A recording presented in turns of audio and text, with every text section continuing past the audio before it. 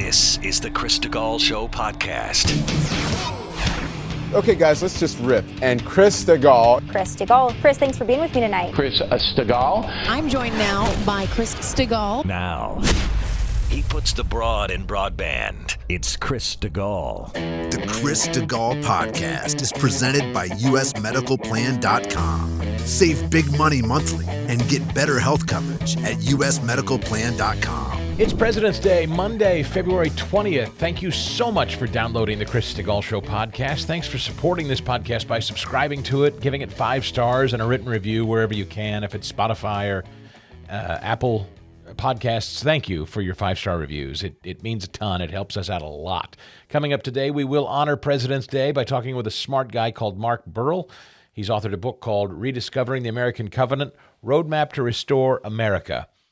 He gets into some pretty heady, big themes about this country, its greatness. We talk about the sovereignty of this country, God, the fact that our founders and our presidents, people like Lincoln, people like Washington, believed in God. What does that mean? How does that apply today? It's a great book and a great conversation you're going to enjoy. The less impressive president that we don't celebrate but still have to deal with is the incredible Husk, who's traveled to Ukraine for a big surprise. And unbelievable, continued, just endless support for Ukraine. Some of the audio from Friday and heading into the weekend will just blow your mind. And I'm sorry to say it's not just from Democrats. Also, Don Lemon, oddly missing from his morning show today on CNN. I'll have some of those details coming up. Senator Fetterman of Pennsylvania is still missing from his job. So is the other senator you never hear about. He's missing from the job. There are 2 United States senators missing in Pennsylvania at this hour. Speaking of Pennsylvania, Dr. Rachel Levine, now admiral, who's neither an admiral nor a Rachel, actually a guy called Richard, who now calls himself a woman and an admiral. Some emails have been uncovered about what is really behind all this gender dysphoria stuff, particularly at children's hospitals. It's pretty unsettling. But first, let me tell you about the guy that makes this show possible every day, along with our other great sponsors. John Ruhlman is his name. Are you trying to save money this year? Who isn't? With inflation through the roof, we're going to talk about that today too, as well as some just kind of generally unsettling news going on internationally. But John's been a great supporter and friend of this show. I hope that if you buy your own health insurance, you call John today. He's going to take great care of you.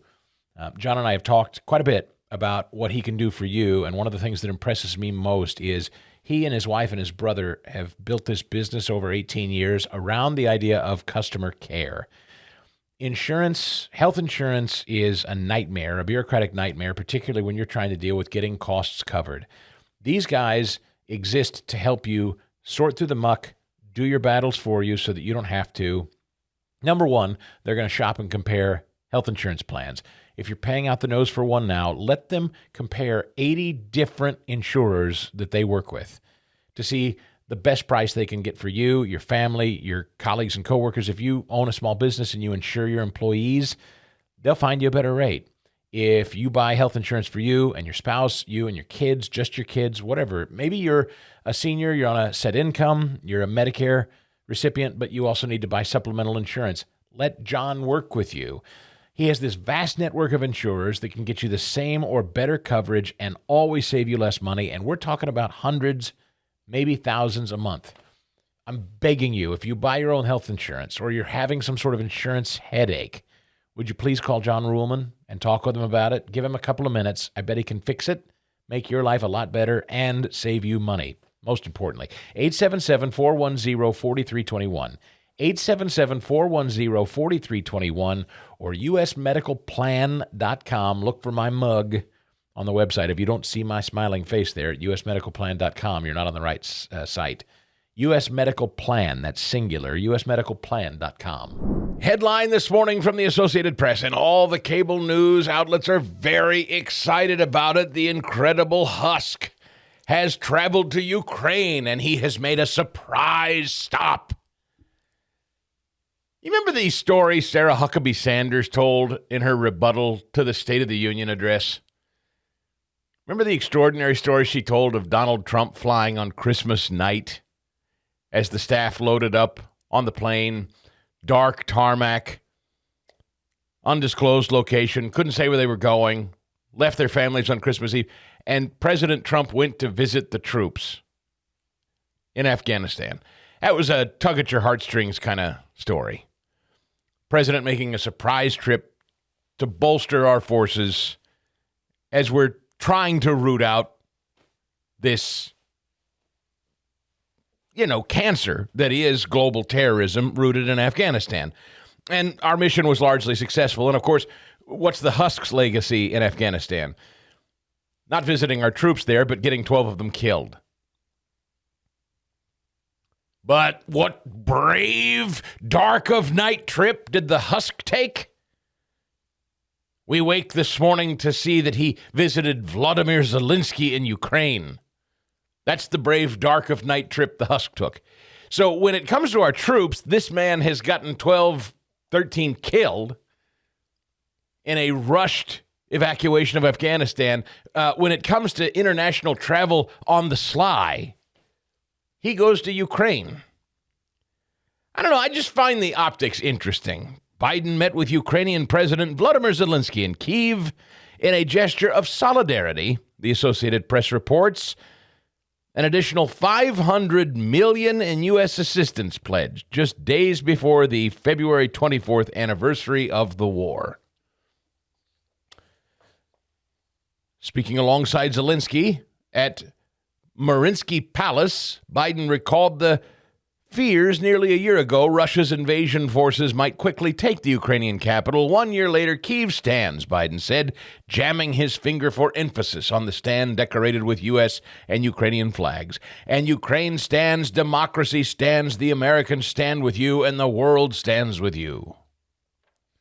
Biden's mission with his visit to Kyiv, which comes ahead of his scheduled trip to Warsaw, Poland, is to underscore that the United States is prepared to stick with Ukraine as long as it takes.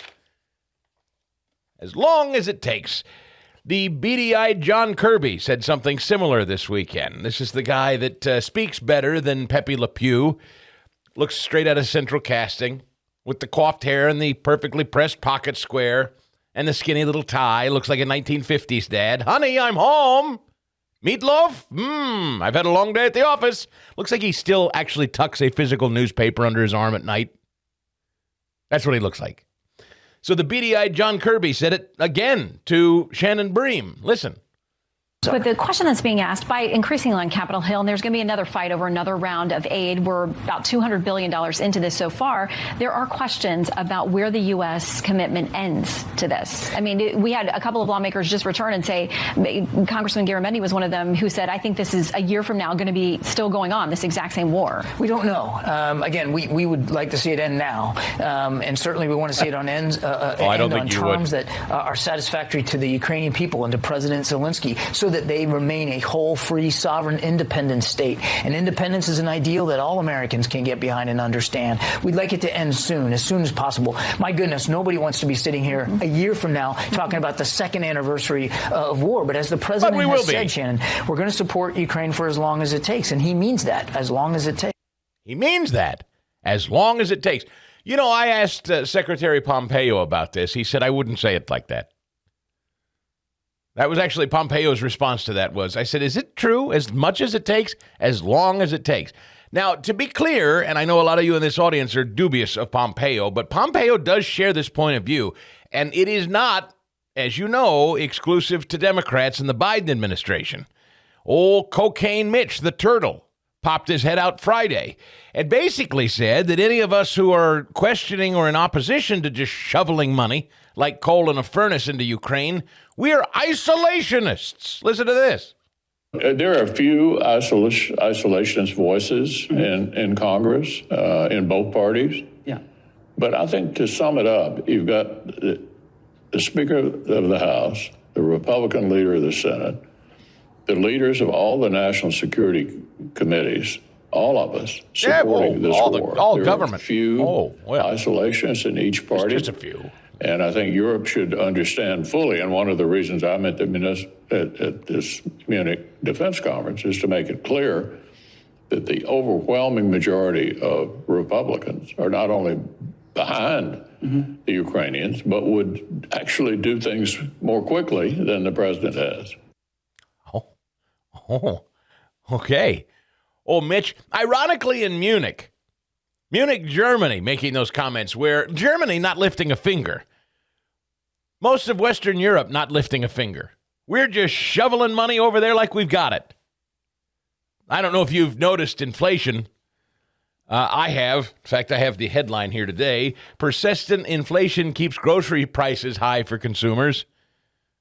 The Bureau of Labor Statistics monthly consumer price index report for January, released last week, showed prices for food at home, the classification for food bought at the store to be prepared in the home. Prices were up 11.3% compared to last year at this time. That figure is well above the overall inflation number, which came in at 6.4%.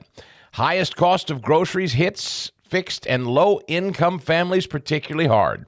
For those receiving Social Security, the 8.7% cost of living adjustment that took effect in January, largest since 1981, boosted the monthly benefit by about $140, but it still leaves beneficiaries with relatively less income for groceries compared to a year ago, even with the cost of living adjustment. Well, yes, if you do the math, if you give Social Security recipients an 8.7% cost of living adjustment, and I just told you that food is up 11.3%, that's more.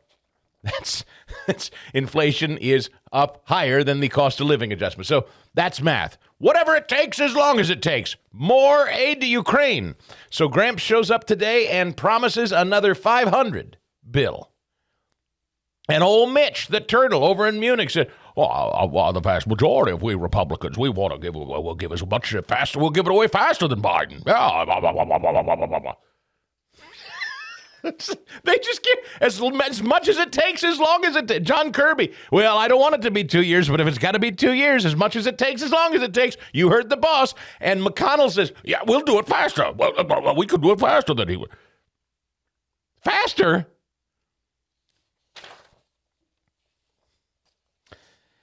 Meanwhile, this interesting news storyline popped up over the last 24 hours or so. Antony Blinken is now warning that China is helping Russia. Do you get this? I got some texts over the weekend from a couple people that genuinely want to know, Chris, do you think we're angling for war here?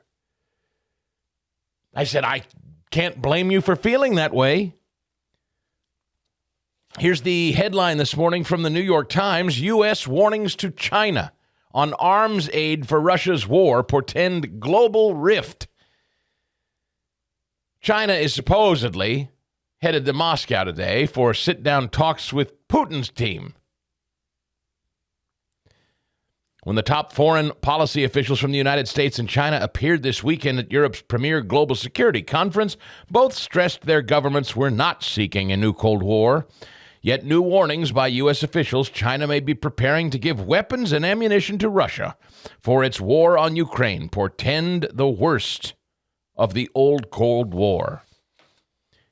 In that decades-long shadow struggle, the United States, Soviet Union, and occasionally China poured military resources into protracted wars around the globe, engaging in bloody proxy conflicts from Korea to Vietnam to Afghanistan.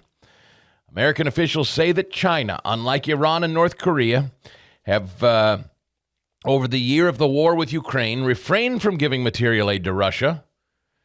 Biden has stressed that China's leader, if he does so, any such move would have far-reaching consequences. Yeah, the husk is warning China. Don't you do it. You'd better not give Russia anything. I'll warn you. You know what China says? Yeah. You let us float a balloon over your continent for 7 days before you took it out. You're not stopping us from doing jack.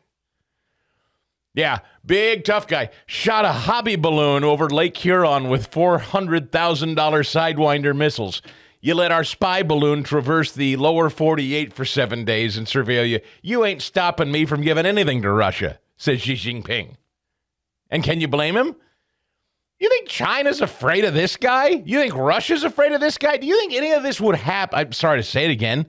Donald Trump's president of the United States and not this feeble old shell of a human being. Do you think any of this is going on? Do you think Russia invades Ukraine? Do you think China even thinks of flirting with Russia? Do you think China floats a balloon over the continent? And by the way, if they tried, you think it floats over the continent for 7 days?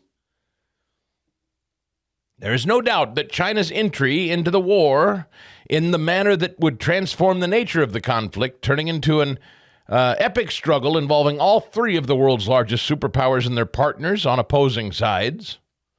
Russia, China, Iran, and North Korea aligned against the United States, Ukraine, and the European and Asian allies and partners, including Japan and South Korea. There's a vibe I get from the media and from Democrats, but I repeat myself, that they want a good old-fashioned world war. They're wanting forces to align again. They're even painting pictures. It's interesting now how they talk about North Korea. Well, and as for little Kim, Rocket Man, North Korea firing 2 short-range ballistic missiles toward Japan. Just to get into the act. Did this today in its second weapons test in 3 days that drew quick condemnation from UN Security Council. Quick condemnation, sure. The weapons firing follow an intercontinental ballistic missile launch Saturday, and North Korea's threats to take an unprecedented strong response to U.S. South Korean military drills that the North views as an invasion rehearsal. Some experts say North Korea is pushing for far more powerful weapons arsenals, and it believes it would increase leverage in potential negotiations with the United States. So, again, I remind you, Donald Trump went over to North Korea, famously stepped over the border, met with the little pot-bellied dictator. Little Kim wasn't firing missiles, to my knowledge, when Donald Trump was president. Donald Trump said, why not? Let's talk to the guy. The Husk has got North Korea allegedly firing missiles because they believe we're getting ready to invade with South Korea. China is apparently going to Moscow and saying, how can we help you guys tackle Ukraine? Russia completely unfazed, continuing on the march. And Biden says for his part, we're not going to get involved in any manner other than continue to just shovel endless sums of money into Ukraine. Ukraine is apparently our firewall. While, by the way, we continue to embolden nations like Iran. And we've completely, precipitously, clumsily withdrawn from places like Afghanistan that have become nothing but Chinese strongholds. So look, you'd be forgiven if you looked at all of this and felt a little unsettled about our standing in the world. And, for good measure, let's throw in the balloons keep flying. Headline, large white balloons spotted northeast of Hawaii. Air traffic control confirming a large white balloon has been spotted this picture looks exactly like the balloon they shot down. The Oakland Oceanic Air Traffic Control Center said yesterday a white balloon spotted over the Pacific Ocean just 600 miles north of Honolulu. The balloon reportedly flying at a high altitude, 40,000 to 50,000 feet. The spotted balloon, which may or may not have been a benign object, comes after the United States shot down a Chinese balloon.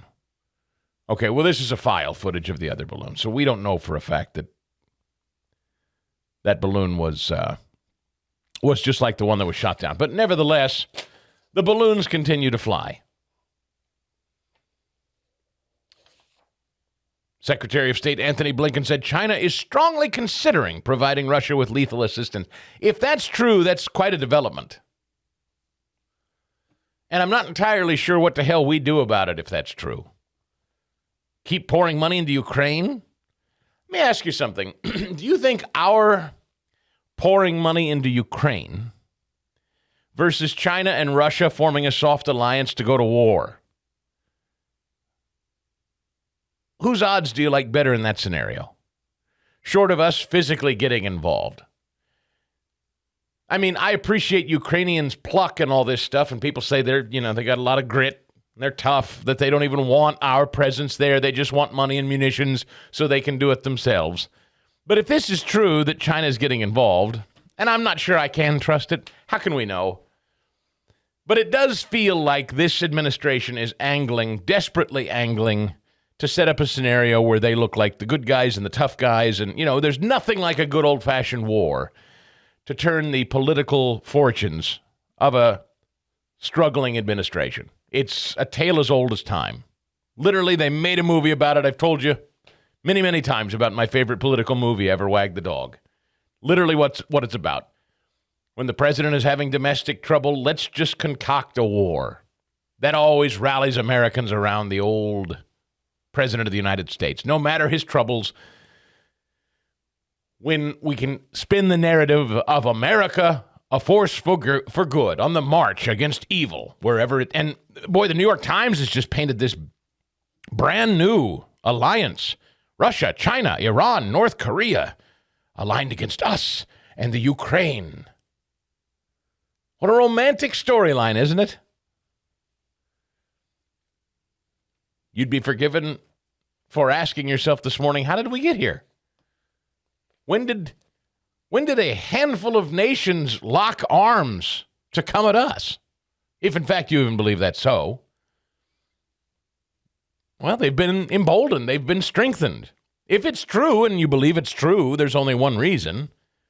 A weak, feeble president who invites aggression. Weakness invites aggression. That's also as old as time. Appeasement and weakness invites aggression. Was Donald Trump weak? No. These people, they weren't our friends, but these people surely were not trigger happy.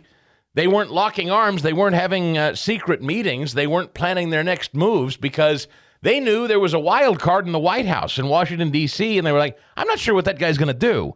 We've never seen somebody fly to North Korea and meet with the little potbelly dictator before. We've never seen that.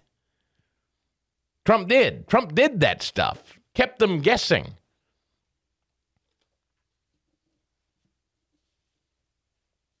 Now, I got to tell you, folks, I don't know. My skepticism is sky high. Do I believe America's enemies feel emboldened? I do. Am I inspired? Are we supposed to feel inspired? Or what are we supposed to feel today? Like, what is it? All the media today. Ooh, Biden's meeting with Zelensky. Secret meeting. Ooh, what are we supposed to think? He's brave? What are you supposed to feel about that? Are we supposed to be inspired? What's that make you feel today, Fast Eddie? I don't know, Chris. In some sick way, I think that they think, especially how bad his press team is, I think they look at this as a sign of strength. It's just like if Biden, the president of the United States, shows up how brave in he is. Kyiv unannounced, this is a bold move by America. Oh, he's brave. That's right. He's invested. We're invested. But again, listen, not for nothing, I hate to keep bringing it up, but we do have this problem called Republican leadership in Washington, which is absolutely the same thing. They're literally the same guy. Mitch McConnell is Joe Biden. I've never heard supposed Republican opposition to an administration sound more pro the administration. Like, we not only support this administration, we want to do it faster and more than this administration's doing it, is the official Mitch McConnell Republican opposition take. That's extraordinary.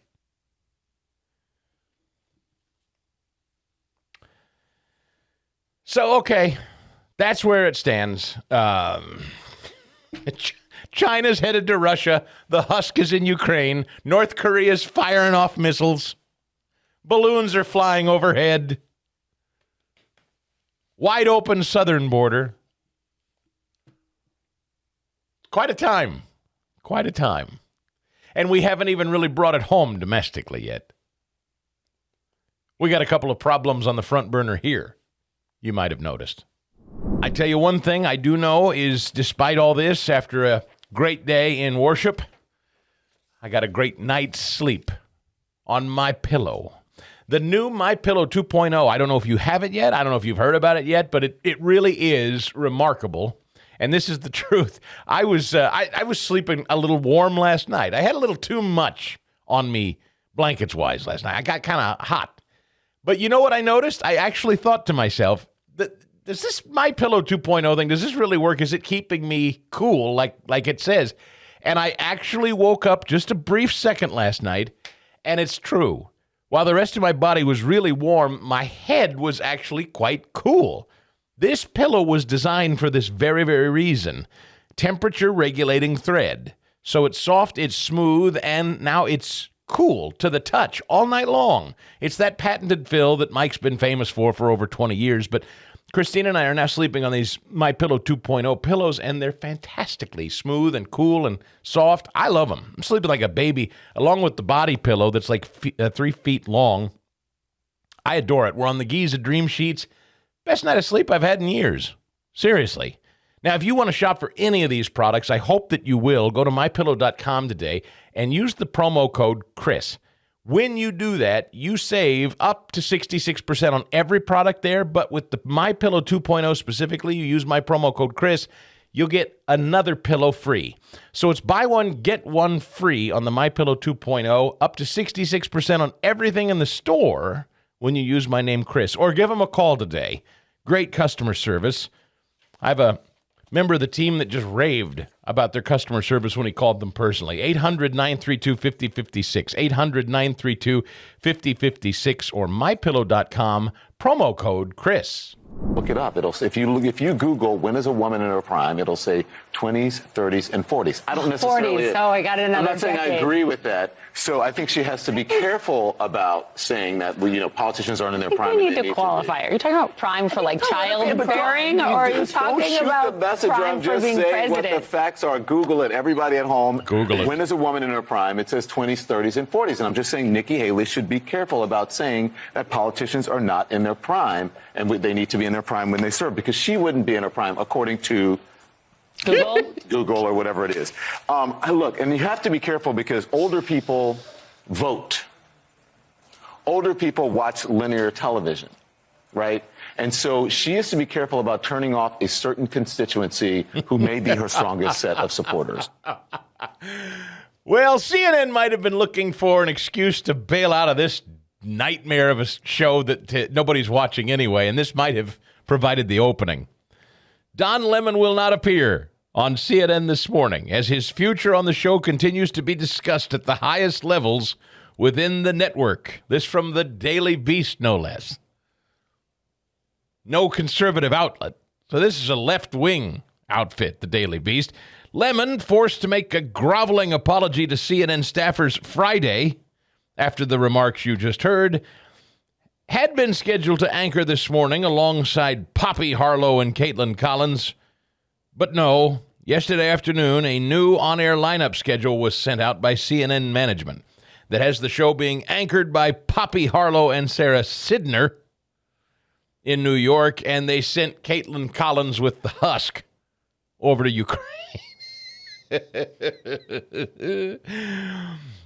There are ongoing conversations about Don's future, says a person familiar with the matter. He is a constant distraction.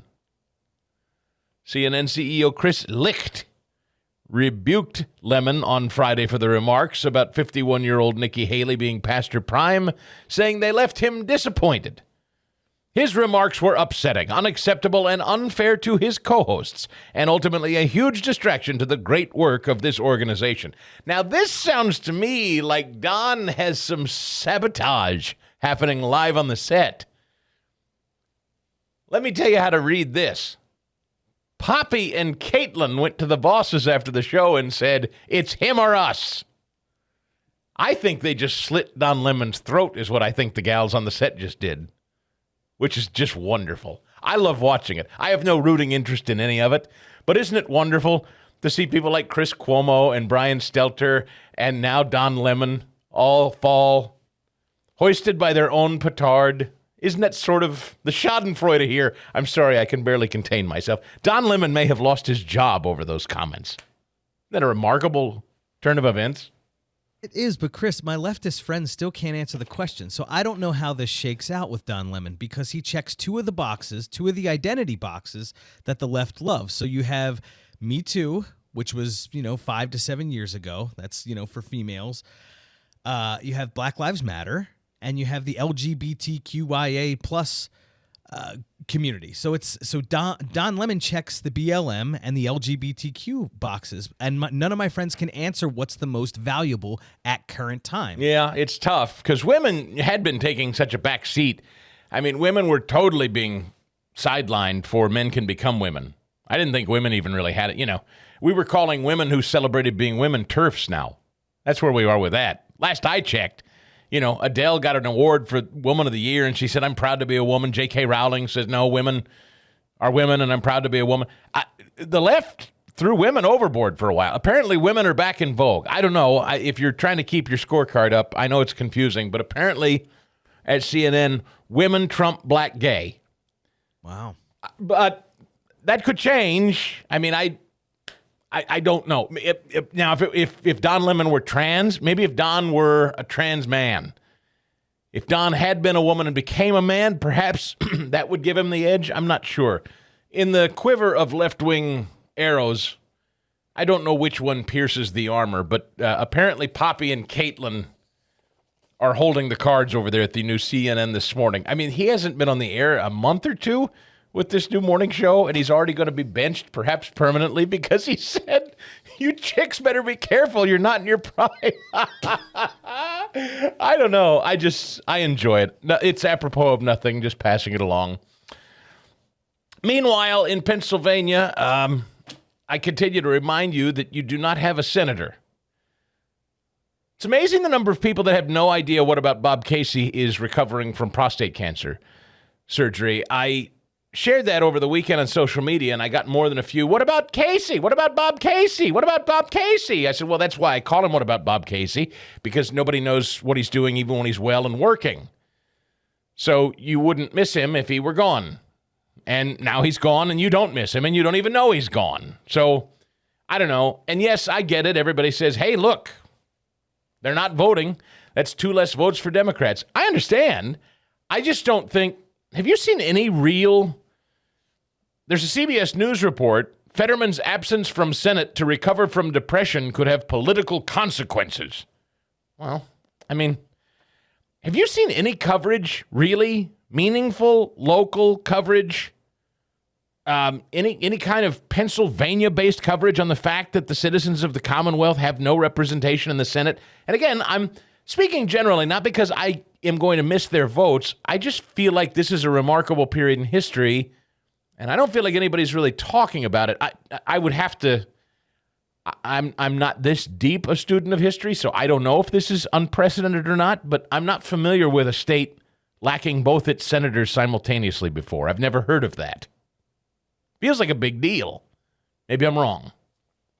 Chris, I mean, aside from what we see in the Inquirer every day, which they were the first to, when they announced it, it was like, and also here's what, depression is, and here's how you can deal with depression. Seems like that's the line of coverage that all the networks are taking. And if you're critical of the fact that Fetterman should not have run and that Fetterman basically misled his own constituents in terms of the status of his health, now you're being cruel. We've gone through this, though. We noticed this was happening during the campaign. It was mean to point out the fact that he couldn't communicate without a machine.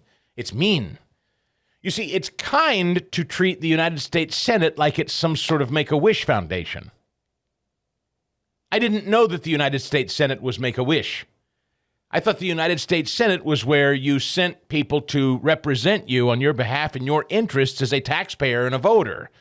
But apparently the Senate is now like when you send sick kids to Disney to ride the teacups. That's nice. Yes, and there's some. I was one of the people that I think tweeted this last week. This is the first real job that he's had. Sure. This is the first time you have to think critically and act. And apparently it's really taken a toll on him, I guess. Yeah. You're mean. That's mean. No, it's just a matter of fact. That's stating fact. I'm sorry you don't like facts. I'm sorry you don't like hearing the facts presented to you, to your face, but that's what this is. This is a man that has had no marketable skills, has never worked a day in his life. The only income he has had prior to lieutenant governor was mayor of a little town called Braddock. He's independently wealthy. Mommy and daddy have furnished his every need. He lied. His campaign lied about the status of his health after a major stroke. They tried to hide the fact that he couldn't communicate, couldn't understand the English language without equipment.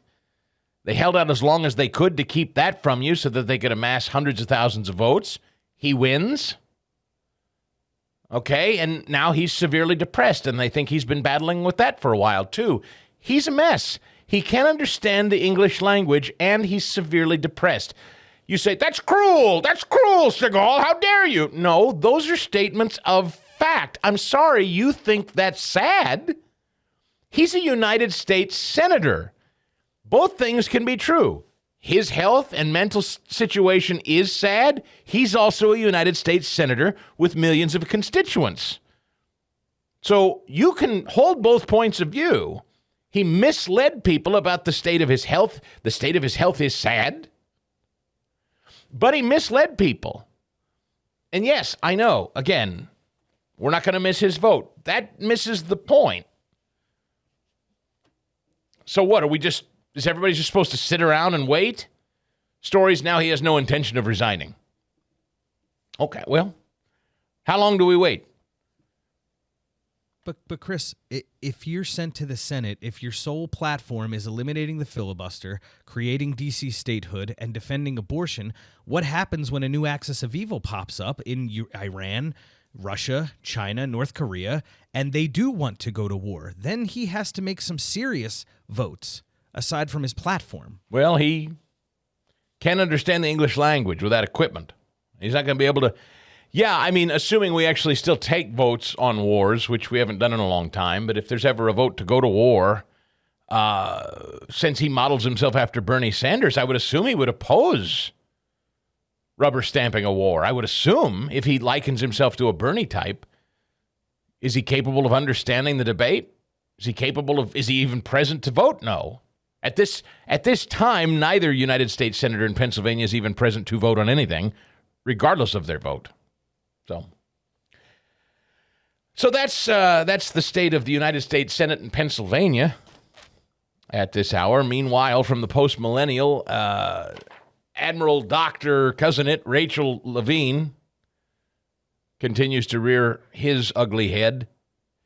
Emails have emerged on social media courtesy of our friend Megan Brock out there in Bucks County. These Freedom of Information requests she continues to make are really becoming a massive thorn in the side to not just Democrats in Pennsylvania, but now the Biden administration. Remember, the whole reason Rachel Levine is a thing today is because Wolf decided to try to score points back when it didn't matter and it was a benign, moot issue. It was just trying to be political. Hey, let's make the first Secretary of Health in the Commonwealth of Pennsylvania trans.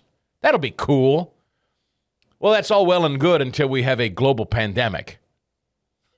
Then all of a sudden the qualifications of Richard, now Rachel, matter a little bit. And turns out the dude in the skirt isn't best qualified to deal with a massive global pandemic.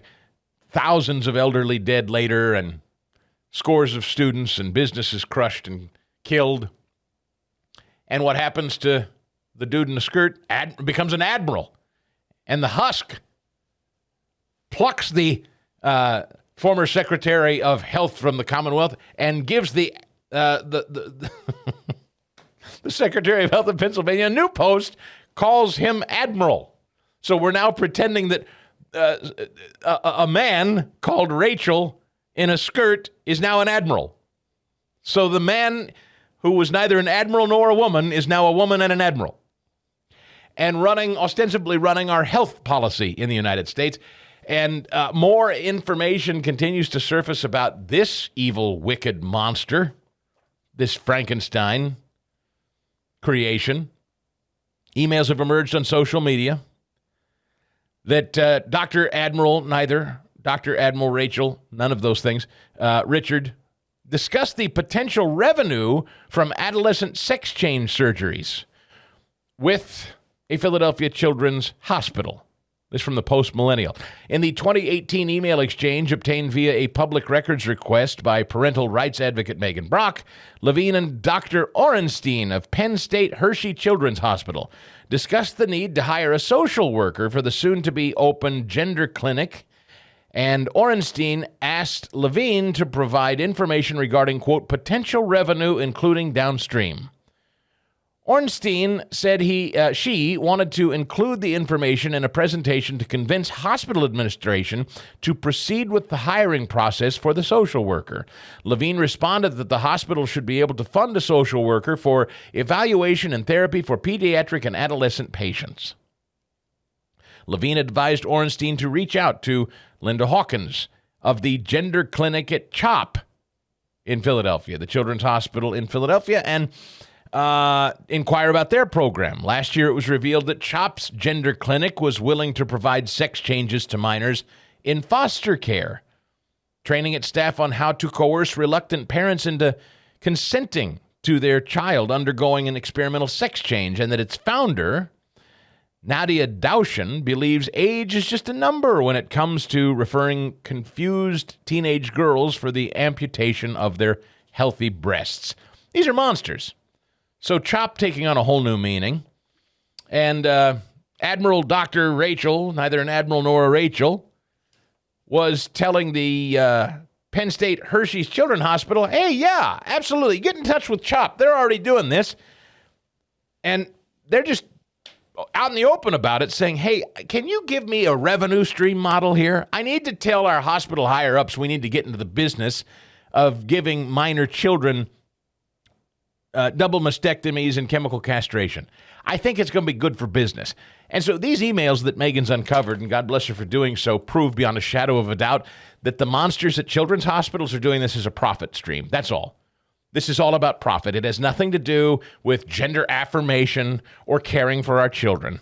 This has everything to do with preying on a vulnerable population, a confused, mixed-up adolescent population trying to profit. They want to know what the downstream income projections will be. So there's another Sterling, Pennsylvania, on full display. Quite a day for the Commonwealth. It's been my pleasure and honor to talk about Bob Spinato at Williamsburg Dental in Broomall, just off the Blue Route, as my dentist and friend of over 12 years now. But now he has two brand new associates, his daughter Alexa and Dr. Geddes. Tell them about them, Bob. Yeah, it's really a thrill for me to have both the dentists, my daughter and Dr. Jared Geddes.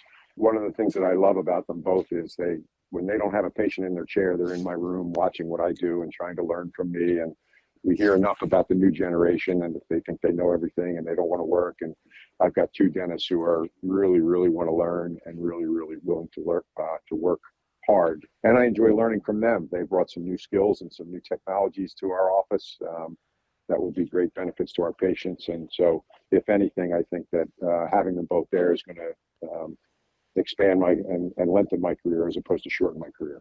Pick up the phone or go online, make that appointment, 610-353-2700 or williamsburg-dental.com. You know, I see that there are some state leaders that are looking at outlawing monkeying around with kids' gender, minors, double mastectomies, chemical castration, this gender dysphoria stuff. And there are parents that are encouraging it. I see this newly turned 18-year-old, barely 18-year-old assassinate a police officer over the weekend.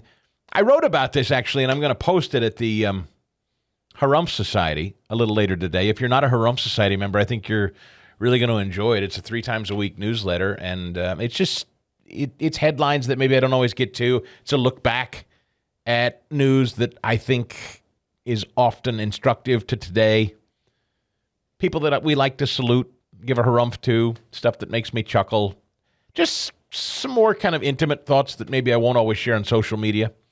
I think you'll enjoy it. I hope you'll check it out. Go to the Harumph Society. It's on Substack, or you can find it linked at chrisstegall.com. But dysfunction in government is just the same as dysfunction in our homes. And that's really the discussion today, and will kind of be an ongoing series that I'm thinking about there at the Harumph Society. I mean, Barack Obama's parents were Marxist and communist. Homes matter. And parents matter. The way we raise our kids. It's why schools matter. It's why I have devoted more of my time, why Christine and I, my wife, have invested our time in now hosting a separate podcast talking about getting your kids out of government-run schools, saving them. We have to save our kids. Parents and teachers matter. Who's teaching our kids matter. I mean, things feel grim for a reason. Things are grim. The Democrat Party is home to a lot of dysfunction and dysfunctional people. People like Don Lemon and Rachel Levine and Hunter Biden. These are highly dysfunctional, mentally ill people, and they're held out as role models and leaders. Hunter Biden's a parent. Rachel Levine, not an admiral, not a woman, now in charge of healthcare policy, and sending private communique to other children's hospitals saying, here's the hopeful profit stream you can generate for your hospital if you start butchering young children and trying to turn them into another gender. This is really, it's demented, dark, twisted stuff. It's not hard to see how our kids get here, how newly turned 18-year-olds can turn into cold-blooded assassins. It's not hard to get there. Our kids handed over to the state. Our kids put on the bus and sent off to the institution out of our care. It's not hard to get there, I'm sorry to say.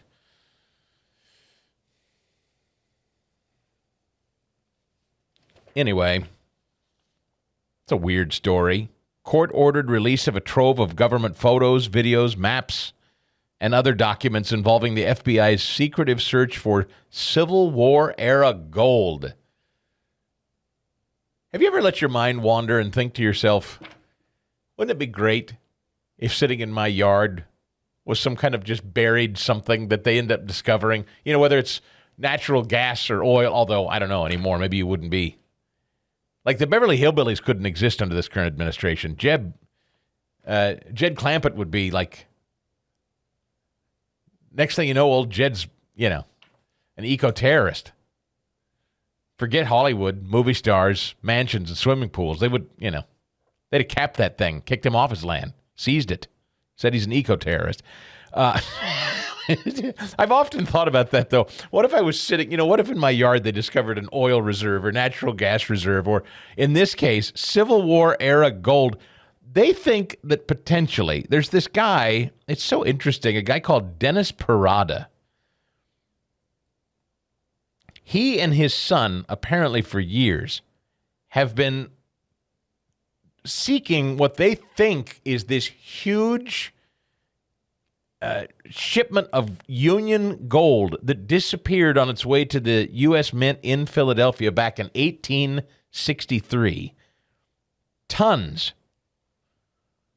Hundreds of millions of dollars worth of gold. And this guy and his son and some associates have apparently been hunting for this for a while.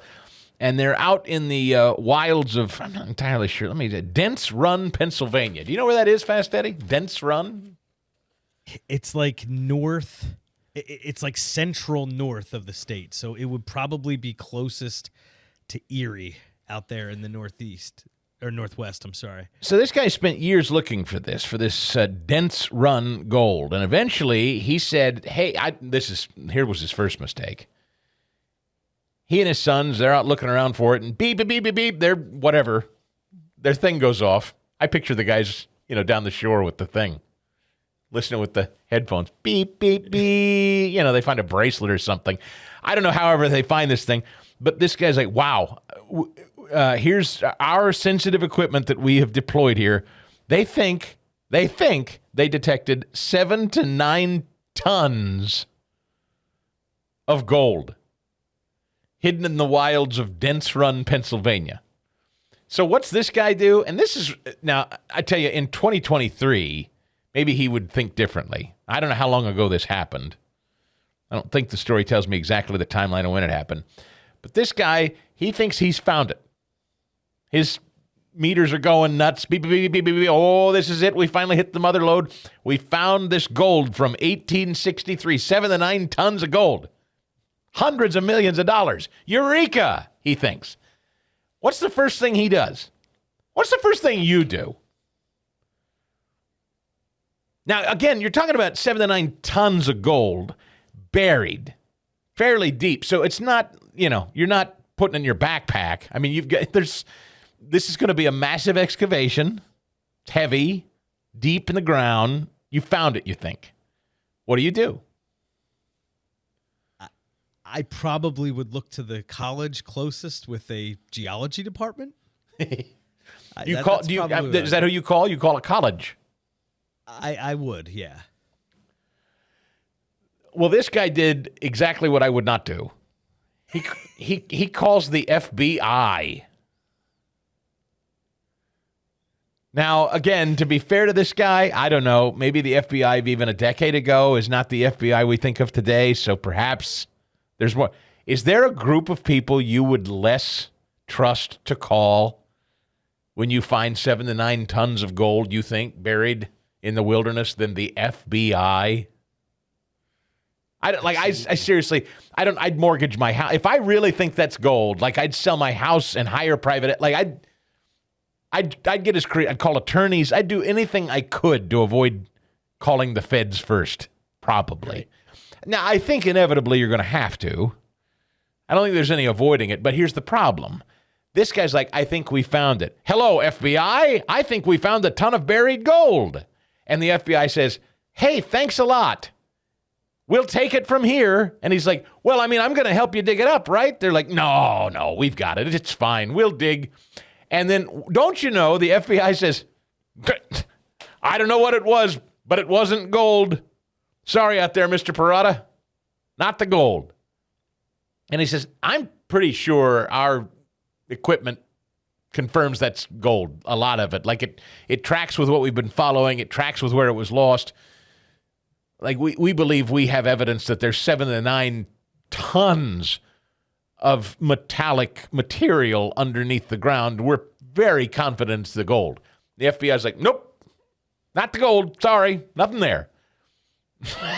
Problem is, a bunch of neighbors around the area saw at night, in the dark of night, digging, earth moving, trucks coming in, armored trucks coming in, and a lot of activity and movement. So what they think has happened, and this guy believes he has evidence of, is that the FBI moved in and dug this up in secret in the dark of night while this guy wasn't looking and nobody was monitoring them. So he's now been in this pitched battle. Armed with a warrant, a team of FBI agents came in March 2018 to dig up the hillside. An FBI videographer was on hand to document it. At one point, interviewing a Philadelphia-based agent on the FBI's anti-crime team who explained why the FBI was in the woods of one of Pennsylvania's most sparsely populated counties. Quote, we identified through our investigation a site we believed has U.S. property, which includes a significant sum of metal, which is valuable, particularly gold, maybe silver, the agent said on the video, his face blurred to protect his privacy, calling it a 155-year-old cold case. This guy Parada, who's been in search of the gold himself, obtained the video and other FBI records through the Freedom of Information Act, hoping it would help answer lingering questions about what took place at Dent's Run 5 years ago while he was kept away from their digging. He believes the agency was digging this stuff up overnight, out of sight, found all the gold, and then tucked it away somewhere. He's focused on a handful of FBI photos and accompanying photo log that have them questioning the FBI's official gold dig timeline. So what do you think's true? You think, I mean, given what we know now about this FBI, do you have any doubt that the FBI found his 7 to 9 tons of gold? All he wants is a finder's fee. He goes, look, it's not my gold. I didn't even intend to keep it. I was going to hand it over. I just want a finder's fee. You're talking about hundreds of millions of dollars in gold. I'd like a finder's fee is what he says. And the FBI's like, nope, didn't see it. Nothing there. Who do you believe? I think the FBI absolutely saw it. And ultimately, here's where the legal system under Joe Biden works. Yeah. Ultimately, what will happen is they will say, well, this is U.S. government gold. That's right. This is not yours. No, it's not. He's saying, no, it's not mine. I intended to give it back. I just want a finder's fee. It's just like in National Treasure, right? At the end, He finds the stuff. He just gets a finder's fee, 1/10 of 1% or something. Right. Is the joke at the end of the movie, which still buys them mansions and Ferraris. The FBI. Hello, FBI. I think I found 7 to 9 tons of gold. We'll take it from here, thanks. Stand aside. Glad to have Mark Burrell back, author of Rediscovering the American Covenant, Roadmap to Restore America. We spoke with him when this book was first released. DefendAmericanLiberty.com is the website. Mark, glad to have you back. Happy President's Day. Hey, Chris, good to be with you, and happy President's Day to you and your listeners. There are a lot of people that would just as soon we not have President's Day anymore, though. That is something that's caught your attention over the years. Yes, it's unfortunate, and maybe just a quick history on President's Day to recognize why it's so important. The first incidence of really recognizing the president was on the one-year anniversary of the death of George Washington, who died in 1799, and so you have to remember that our nation was very young at that point in time. We did not have a lot of institutions. We sort of take for granted all the holidays we have today, but we didn't have any. We were still just trying to survive in 1800. And so when Washington died and his anniversary of his birthday came around, that's when the idea of, we ought to honor these great individuals. And that's the original origin of President's Day. And that tradition followed through the 1800s. And of course, when Lincoln passed away and he saved the Union, President's Day then began to really take on this feel of the contributions of both Washington, who helped to really drive the founding of the country, and Lincoln, who arguably saved the Union. And that's why we revere them. That's why we revere them. That's exactly right. I often tell the story that it never really sank into me as someone who had not visited Independence Hall or Congress Hall until I relocated to Philadelphia to begin my show there. I took a guided tour from a park ranger, and he told a story in Congress Hall, which a lot of people still don't go to when they visit Independence Hall. They don't go to Congress Hall, and I find that a fascinating building because that is where they tell the story of Washington leaving his post for the last time, walking down the street basically to gather his things and head home to Virginia. It was that moment in history where Washington said, I'm out. He didn't have to be, and the whole world watched, and most everyone expected that he would just declare himself king and hang around, and could have. And that's what makes him more special and remarkable maybe than any other man in American history, that he could have exercised a tremendous amount of power there and did not. He could have done that twice, Chris. He could have done it when he resigned his commission after the Revolution, and he could have done it after his election, and he ran, and then he graciously said, after 2 terms, I'm going to go back to my farm. So people really did, that was the expectation of that era. We just take it for granted, this notion that we're going to change our leader every 4 years. But yeah, that's what made him truly great. And President's Day used to be broken out into a couple of days. I mean, Washington's birthday had its own standalone day, and Lincoln's did too. We consolidated that. I mean, it's been in my lifetime, I remember. I can't exactly say I know for sure when. Do you think it's important that they are standalone days? So I don't think that's as important. I think that national holiday bill was in 1971 where they consolidated it to one day, and they wanted it to be a Monday so they could give people long weekends. That was the thought behind it, and then just consolidate both birthdays. I'm a strong proponent of a President's Day kind of holiday. I do think, though, that we ought to be more clear on what we're celebrating. And that's really the point of what I wanted to share with your audience. And it really comes down to the point of my book, which is Rediscovering the American Covenant. And I assert that the founding covenant and Declaration of Independence, it's our contract. It's where we have our founding principles, like this idea that there is a law of nature and of nature's God, which is just a way to reference the 10 Commandments, and that we have rights that are God-given, that they're inalienable, and that they include life, liberty, and the pursuit of happiness. And so we want to honor leaders who fight for and defend those principles. And so when you think about President's Day and honoring presidents, I'm all for calling out and telling stories about how these leaders helped defend our American freedom. And I think that ought to be the focus of President's Day. Clearly, we've had some incredible presidents who have done that, Washington and Lincoln. And we've had some presidents that have not. Right before Obama got elected, he said, we're, 6 days, 8 days, whatever it was, away from fundamentally transforming America. And that transformation the progressives seek is a complete disregard, a rejection of our national founding covenant. And so I don't want to celebrate that, but these other folks, I certainly do want to celebrate what they did.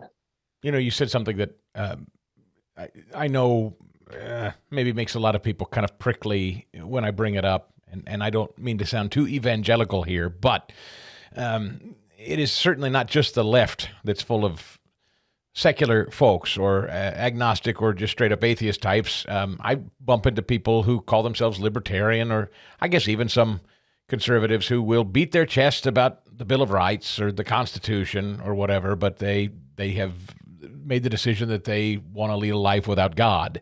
And my question to them always is, where do rights come from? These are natural rights. Where do they come from, if not God? And they always seem stumped by that. And I just think that's everything. If you don't have a fundamental understanding of these gifted rights, then what have you as an American? That is so true. In fact, people have sometimes asked me, what was the most surprising thing that you learned in the journey of writing this book, which took over 25 years, by the way. Wow.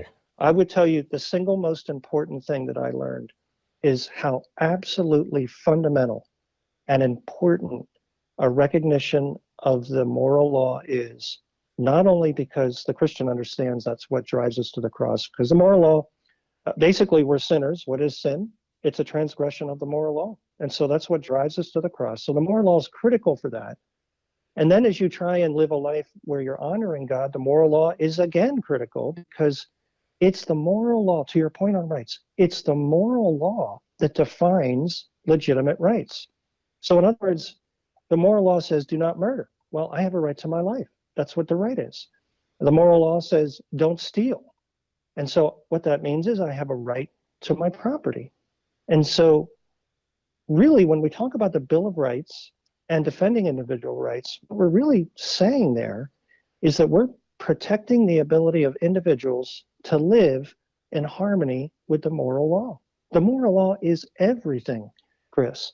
And so when the Supreme Court in 1947 declared this separation of church and state, which is nowhere in the founding documents, that is what opened the door to pull God out of the equation.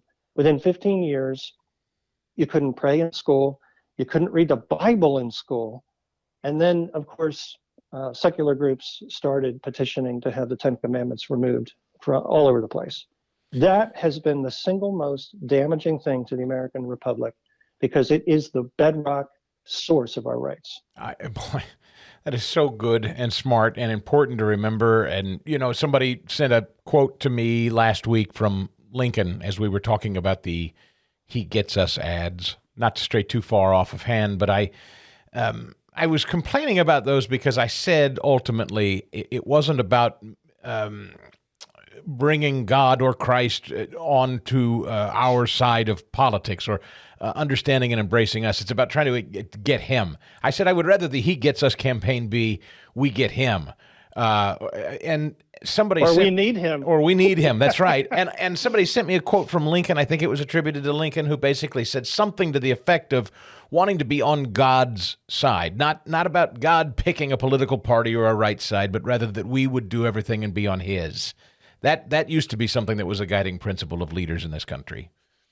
Yeah, it used to be the litmus test. So I'm really glad you brought up those ads. We're talking about several Super Bowl ads, for those who may not have watched the Super Bowl, where the point was that Jesus gets us. And these were ads that were really prompting people to try and forgive their enemies, so that we bring the tone down and ideally would be able to have a conversation. But here's the problem with these ads. I had a similar reaction to you, but maybe for a slightly different reason. So first off, what they're saying in the ads, the need to forgive our enemies, is absolutely true. Absolutely. Yes. But where's the remedy? That's right. Is the question I have. That's right. So what's the action item? Yeah, what's the action item? So let's take a real life situation. A 14-year-old girl who's living in an abusive home. And you can, attach any scenario to that you want. Let's just call it abuse. And she's been faced this for years. is she supposed to forgive, let's just say it's her father. Is she supposed to forgive her father? Absolutely. But what's the remedy? The modern evangelical church has no answer, as if to assert that the Christian faith has no guidance for that young girl, when nothing could be further from the truth. What is the remedy? I think most Christians who might be in a counseling position, and hear a case like that, would say, well, if it's ongoing abuse, she has every right to leave the home and to no longer submit, no longer, quote, honor her mother and father, and get to a safe place. To which I say, I agree. Yes. But here's my question.